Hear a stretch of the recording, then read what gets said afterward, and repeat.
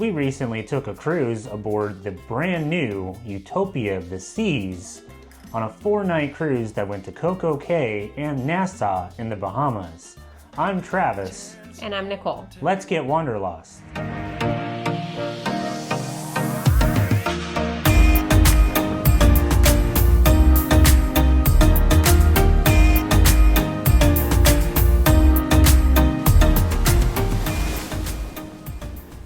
As I said in the intro, Nicole and I recently had a cruise aboard Royal Caribbean's newest cruise ship, Utopia of the Seas. It was a 4-night cruise to Coco Cay and Nassau. We booked this cruise on cruise.com, which is a third-party website, and we got included gratuities. Initially, we were going to pay about $2,000 for a guaranteed balcony. But luckily for us, in Royal Caribbean's price match policy, right before the 90th day mark when our final payment was due, we were actually able to price match this cruise down to about $1,300. If you didn't know, Royal Caribbean does do price matching, so if the price drops before your final payment, you can call and usually get your price lowered. If you use a travel agent, you want to call your travel agent. If you use a third-party company, you want to use the third-party company. Now, sometimes people have called and they don't get the price match. The best thing to do is just to hang up and call again. That's kind of what we do. Now, this cruise was in the month of August, and if you know anything about Florida or the Caribbean during August and the summer months, it's hurricane season. And one of our biggest worries leading up to this cruise when we were about to leave was there was a tropical storm in the Caribbean, Tropical Storm Debbie. It was actually supposedly going towards central Florida through the west coast of Florida. Like I said, tropical storms and hurricanes during the summer months of the year are kind of a fact of life for the state of Florida, and it's something you kind of have to plan around when you are booking a cruise during the summer. We just basically monitored the cruise and monitored the weather and kind of saw if there was any updates for MCO, Orlando's airport, or from Royal Caribbean, and then kind of we're going to plan accordingly to that. Luckily for us, we could still fly into Orlando, and then Royal Caribbean didn't make any type of adjustments to our cruise. But did the weather affect it? I guess we'll find out through this short series on Utopia of the Seas. Alright, so if you've followed our channel, you know that currently we are based in Texas, DFW to be specific. We're originally from Orlando, but we moved to Texas a few years ago. So we actually had to fly to Orlando to catch this cruise. And we like to use our credit card points. So we used Chase Travel Points and actually got our plane tickets for free, just the cost of the points. And we flew Southwest Airlines from Dallas Love Field all the way to MCO in Orlando. When we landed, we had a rental car through Alamo Rental. And because we wanted to not just drive to the port, we wanted to do some stuff around Orlando first because it is a vacation and nobody just wants to get right to the hotel and go to bed. We did fly in the day before. So after we got our rental car, we decided to drive over to Disney Springs to kind of check it out since we hadn't been over there since last year.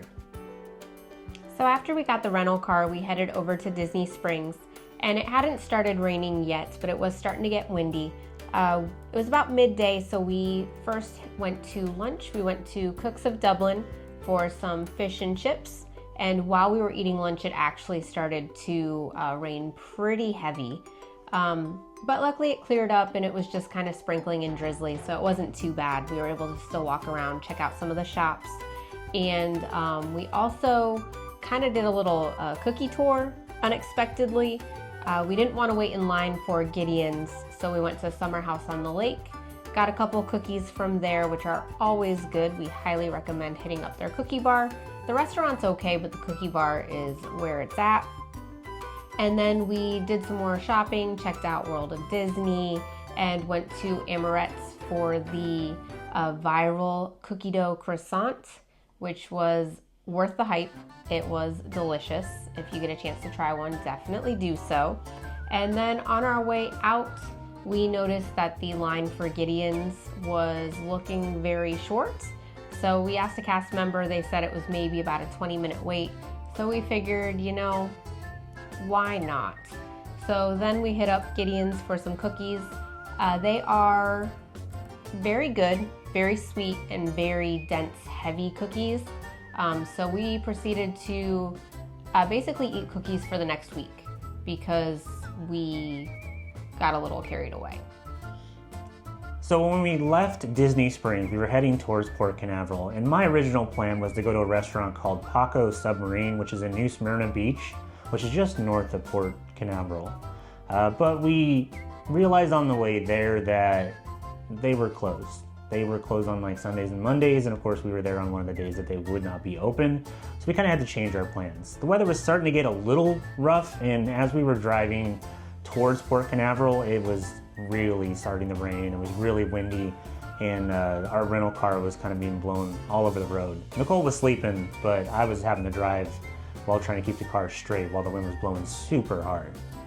When we got to Port Canaveral, the first thing that we did was check into our hotel.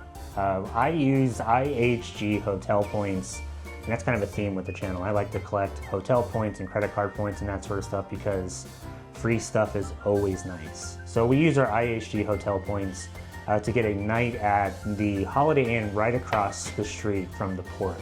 It's a brand new hotel. It's only been open several months, and it was actually really nice. The room was very comfortable, the bed was comfortable, the water was hot.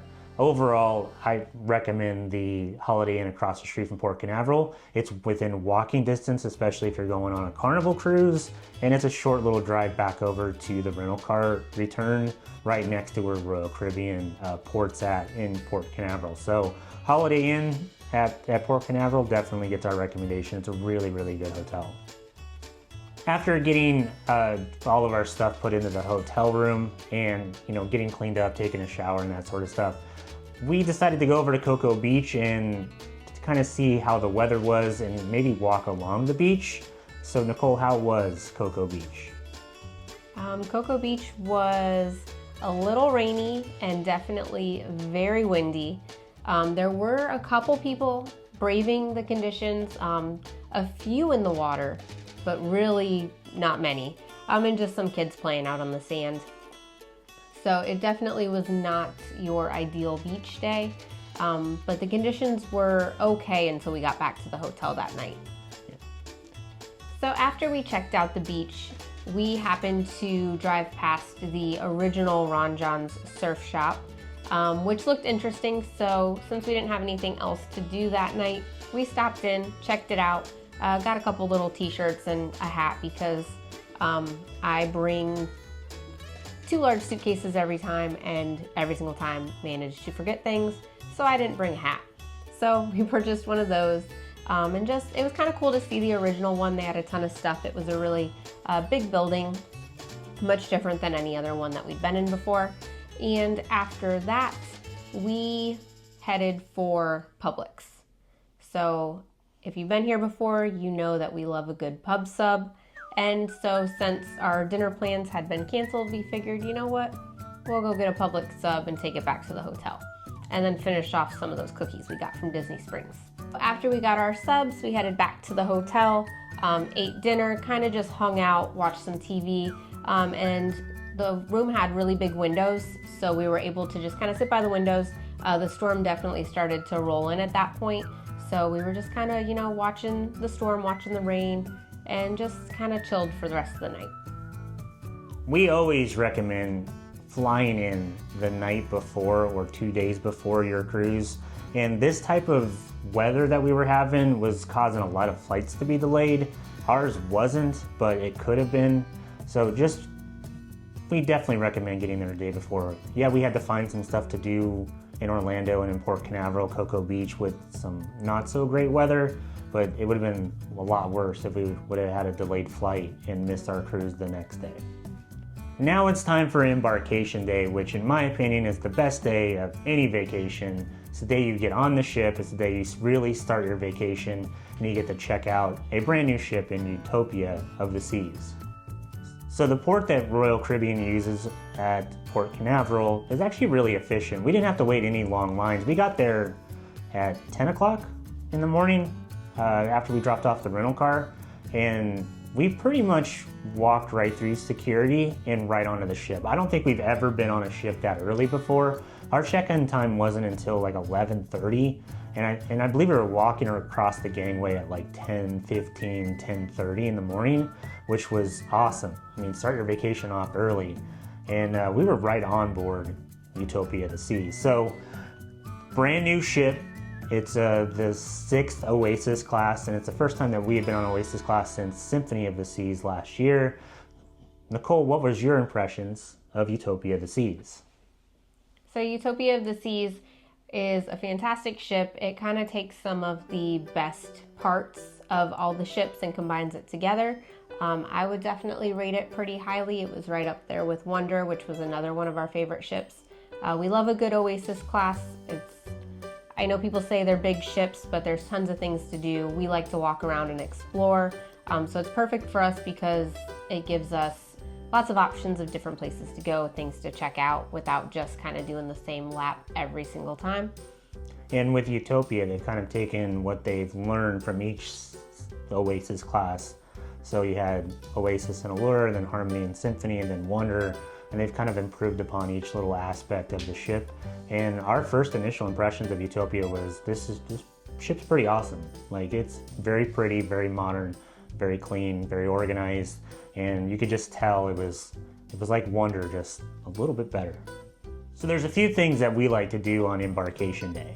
Number one is we always start off with the muster drill, which means you go to your muster station, you scan your CPAS card, they talk to you about how your life jacket and that sort of thing works.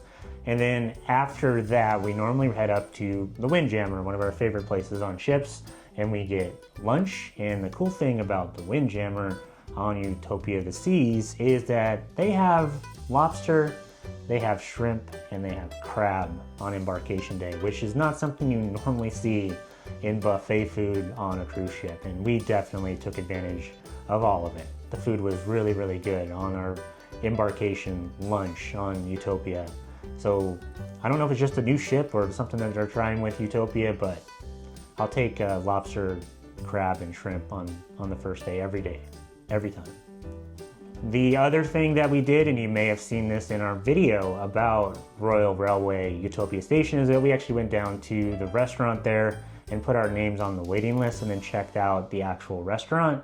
So if you're interested in the train on a cruise ship in the middle of the ocean, make sure you didn't get a reservation, make sure you run down there as well. And if you didn't want to get a reservation and the new price tag is a little bit higher, you can at least check out the train cars and how they're kind of set up. It's really, really cool. Even if we didn't get to eat dinner there, I was really happy that we actually got to see the restaurant.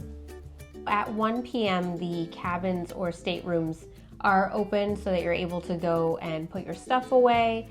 We were actually really lucky, and I think our suitcases were already there. They were. So we were able to grab those, throw those in the room too. You almost never get your suitcases that early, so that was a cool thing. We were excited about that. And we did book a guaranteed balcony cabin, which in this case we ended up with a Central Park balcony. We have had one of these rooms before on Oasis of the Seas, and we actually didn't mind it. It was nice and peaceful. On Oasis, we did talk about this a little bit in, I believe, our room tour video. The balcony was a little less peaceful this time. You can definitely hear the pool deck music and things like that, but at night it was always nice and quiet. So no complaints there.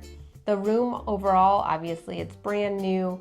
It's decently spacious, comfortable, and nothing really to complain about there. No, it's very similar to Wonder. The magnetic bathroom door is still a little weird, but they give you a good selection of hooks to hang things on. Overall, it's a standard Royal Caribbean new ship room, and it was perfectly fine for what we were using it for. I wanted to sit on the balcony a little bit more, but during the day it was really loud with the pool deck music, and then with the weather that we were having, which is going to be a theme, it was kind of windy and a little bit rainy, especially on Embarkation Day. It was a lot of rain, but overall good room. After getting our stuff dropped off in the room and kind of relaxing for a couple minutes, it was then time for sail away, which at Cape Canaveral is around 4 p.m. So we went up to the top deck because we didn't have a balcony, ocean view balcony to kind of check out sail away. And we watched the basically the sail away party and the ship leaving port from the pool deck and in the back area of the sports zone of Utopia of the Seas. If you haven't sailed out of Port Canaveral before, it is more nature than it is an industrial port. Yeah, there's a few industrial docks there, but right next to Port Canaveral is the Cape Canaveral Air Station and the Air Force, Space Force, and NASA. All their bases are right there as well. So it's a lot of open land and a lot of military zone. And there was actually a lot of dolphins, which reminded us of Galveston and Los Angeles, where we saw a ton of dolphins leaving port. They were in the channel there, just everywhere, just dolphins going crazy. But overall, sail away in Port Canaveral is nice. It's not the most pretty port. It's not like leaving Miami and seeing Miami Beach, or even leaving Seattle where you have the mountains in the backdrop. It's basic. It's a cruise port in Florida. If you didn't know, Royal Caribbean's shops on like the Royal Promenade and stuff are not open until you get far enough away from port. So Royal Caribbean doesn't have to charge you taxes, or they don't have to pay taxes or duty or any of that sort of stuff. So we waited for the Royal Caribbean merch or logo shop to open because I want to check out and see what Utopia of the Seas and the new Royal Caribbean merchandise that they would have available, since it's a brand new ship. And when we were on Wonder, the merchandise was actually pretty good. And we were not disappointed. Royal Caribbean has kind of upped their game on their newer ships, and they've gotten better and better each time with the merchandise that they actually have and available. Everything from t-shirts to hats to sweatshirts to just little souvenirs and magnets and all that sort of stuff. It is so much better than if you were to get on Navigator or Voyager or some of the older ships in the fleet where they just have very basic, very generic merchandise. So like the shirt or the pullover that I'm wearing right now, which is part of the inaugural season of Utopia of the Seas collection that they had. We also got a sweater. I know you got a shirt and a hat. Make sure you check out the logo shop, especially if you want some souvenirs or some really cool either Royal Caribbean or Utopia of the Seas merchandise like we do, because we're tourists and you always got to get a souvenir. After we checked out the logo shop, we then headed to the Pesky Parrot, which is a new bar aboard Utopia of the Seas. It is very reminiscent of the Bamboo Room from Navigator, which we really enjoyed, so we were super excited to check this one out. I would say the Pesky Parrot was probably one of our favorite bars on board. We ended up going back there several times. They have very good tropical drinks. They had one peanut butter, like pina colada type drink, which, not gonna lie, was kind of weird. But the other frozen drinks that they had were actually really good. And they had candy straws, which was Travis's favorite. So we checked that out, got a couple drinks. We used some of our diamond vouchers to try out a couple new ones that we hadn't had before. Overall, definitely a great place to hang out, really cool vibe, and usually wasn't all that busy, surprisingly. So you could almost always get a seat in there. So nice place to check out. We usually talk about what packages that we purchased for our cruise, and we just mentioned that we were diamond status and we were using our diamond vouchers. So we got the soda package for myself, the refreshment package for Nicole, which is like our, I guess, Let's Get Wanderlust staple for cruises. Go-to. This is what we always get, but we did not get an alcoholic drink package because this was our first cruise after turning diamond status, which is a huge deal for Royal Caribbean. You get 4 drinks every night per person to use on any type of drink on board at any bar. And we wanted to kind of check that out. And so we were using those to get the drinks at the Pesky Parrot or over at the English pub or Boleros and that sort of thing. The 4 drink diamond vouchers is the best part about being diamond. It saved us a ton of money. You think drinks are $14 a piece? That's 4 per person. I don't want to do the math right now, but that's a lot of money at the end of your cruise that you've saved from not having to, 1, buy the drink package, or 2, buy those drinks at a la carte prices of $14 a piece. So great. It was awesome for us to be diamond. We also got the Wi-Fi package, which on this ship, it's Starlink just like all the other Royal Caribbean ships, and it worked great. You can tell this ship is brand new. and has tons of Wi-Fi nodes all over it, and we never had any issues with the Wi-Fi not working the way that it's supposed to, and no frustration about websites not loading, and it worked all over the ship. So that's what we ordered in terms of packages, and overall we were pretty happy with what we got. Yeah, I would say that the Diamond vouchers are definitely a step above what Celebrity offers with their happy hour for the same tier in their reward system. The 4 drinks per person per day is a great perk. We usually couldn't even finish all 4, so between the 2 of us, I think every day we kind of wasted at least 1, but knowing you had that option and we were able to kind of try some things that we wouldn't usually get was really cool. After hanging out in the Pesky Parrot for a little bit, we headed over to our first show of this cruise, which was in the Royal Theater. It was a Royal Caribbean original production called All In, and it was similar to some of the older entertainment that you would expect, singing, dancing, things like that, but with a modern twist. So they had modern music, modern dance moves, some aerialists, and overall it was just a very upbeat and enjoyable show. We actually liked it more than we tend to like those types of productions, but overall really great job. We enjoyed it. We would go back and see it again. Yeah, in terms of like the Royal Caribbean shows that are out there, like Live Life Legs and Broadway Cabaret and the Showgirl Show, which are kind of like the same styling, All In is so much better than those ones. I don't normally like these shows. I go for her, and I actually really liked it. It was fun, and it was modern, and it kind of kept your interest. I enjoyed it, so thumbs up to All In. Make sure you check it out. After All In, we had dinner reservations at the main dining room. We typically do my time dining. If you didn't know what that is, it means you kind of pick your time to go to the main dining room every single day. We like to make reservations beforehand so we don't have to wait in a line.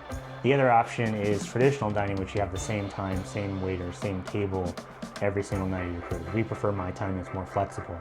So when we got to the main dining room on Utopia of the Seas is just like Wonder. It's super pretty, very updated, and very modern. We were on deck 3, which is at the bottom. It's where all the My Time people are put. I guess they put the common folk in the dungeon, maybe, I don't know. We enjoyed the food. On the first night, it was the all aboard, welcome aboard menu. We had the prime rib, and I had a pineapple dessert, Nicole had chocolate cake. Overall, the food on the first night was actually really good. Our service was quick. Our waiter didn't talk much. She was just really fast in and out, like, what do you want? Okay, I'm gonna go get it, and then came back. But I guess you kind of prefer that occasionally, especially with how many people are on board. You don't need to talk to everybody. But overall, good experience in the main dining room. I enjoyed the food. After dinner, we headed down to Central Park, and there are a few new things that they have added into that space on Utopia of the Seas. One of the cool things is Izumi in the park. So there is a little walk-up sushi window that you can grab sushi. They also have the little bubble waffles that you can get there as well. And the other thing is going to be the tapas in the park. So in the evening, you can get little olive, cheese, and meat trays. They had a couple little desserts. Overall, just a really cute little experience to grab a couple bites when you're having a drink at the Trellis Bar or just sitting enjoying the Central Park ambiance, and those are free. You can just walk up, grab a plate, or all 4, you know, whatever, float your boat. And overall, I would definitely say that both of those little walk-up food destinations are a nice little perk on Utopia. On Embarkation Day, we had one more show. It seemed like a lot of stuff to do, but one more show that evening, and it was the adult comedy show, which takes place in the Attic, which is the comedy club on Utopia of the Seas. For our sailing, there was 2 comedians, a opening act, which I don't remember their name, and then the closing act, which was a guy named Tyrone Hawkins. Tyrone was much funnier than the opening guy. He had a lot of, I don't know, I guess cliche jokes you would probably hear off a dry bar comedy. And Tyrone was a lot more wild, and he did a lot more crowd work, which was way more funny. overall, we usually enjoy the adult comedy shows on our cruises, and we had a good time. It wasn't as funny as some of the other cruises we've been on, like Harmony had a really good comedian, Jim something. But overall, good time in the adult comedy show, and make sure you check it out. After the comedy show, we headed to the Royal Promenade because they had a street party called the One Hit Wonders. Every single night on Utopia of the Seas, they offer some sort of party. This just happens to be the one on that very first night.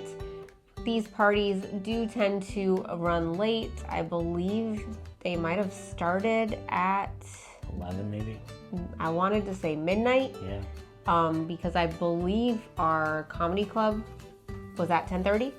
So by the time we got out of that, we were able to make it to the Royal Promenade before it had even started. So I do think they tend to start at midnight, which is kind of late for us, to be honest with you. But we stuck it out, had a good time, and then after that, that was kind of it for the night. We had a really big day, got on the ship really early, 10 a.m., and made it all the way to about 1, so that was good for us. Yeah, we're old. That wraps up our travel day and our embarkation day for Utopia of the Seas and the world's biggest weekend, as like Royal Caribbean calls it. Over the next couple videos, we're going to talk about Nassau, Coco Cay, and then our ship rating for Utopia of the Seas. So make sure you stick around to check those out. We really had a lot of fun on embarkation night. There's something with this world's biggest weekend setup that they're doing with these shorter cruises with the Oasis class ships, is that it's pretty much go, go, go. There's tons of stuff to do and parties and activities and events every single day. And we're gonna talk about a lot of them over the next video or so. If you have any questions about our travel to Orlando, how we booked the cruise, our embarkation day on Utopia of the Seas, or just anything about Utopia of the Seas, make sure you leave those in the comments section below. If you want to help support the channel, make sure you like this video and subscribe. It helps us out way more than you realize. And check out some of the other videos in this series where we have the full ship tour, the food of Utopia of the Seas, our dinner at Royal Railway, which was awesome, and there's a couple other ones that are out there on our channel that you can check out. And if you need us, we'll be up in the Windjammer enjoying the lobster, shrimp, and crab. I'm Travis. And I'm Nicole. Thanks for watching.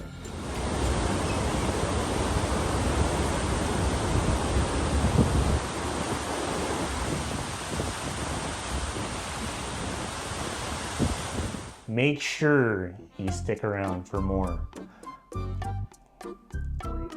More what? More stuff.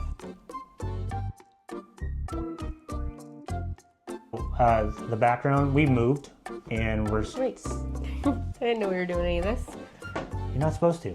But we moved and we're still setting up our recording space or our office. So this is going to change a lot over the next several videos, as well as we get more settled in our new house and our new home.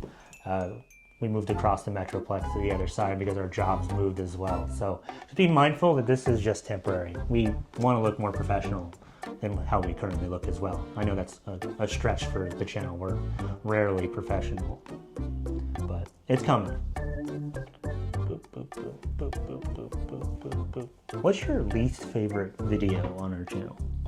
Least favorite? Least favorite.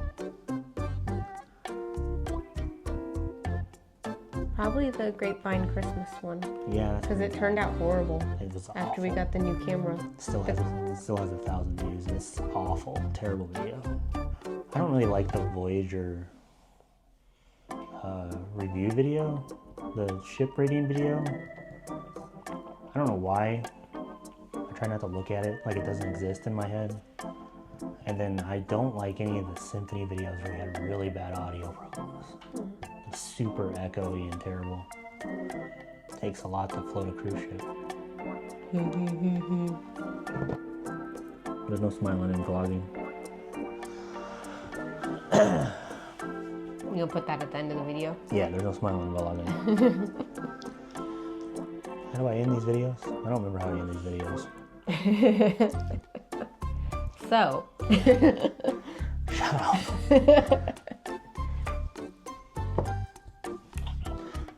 Adios.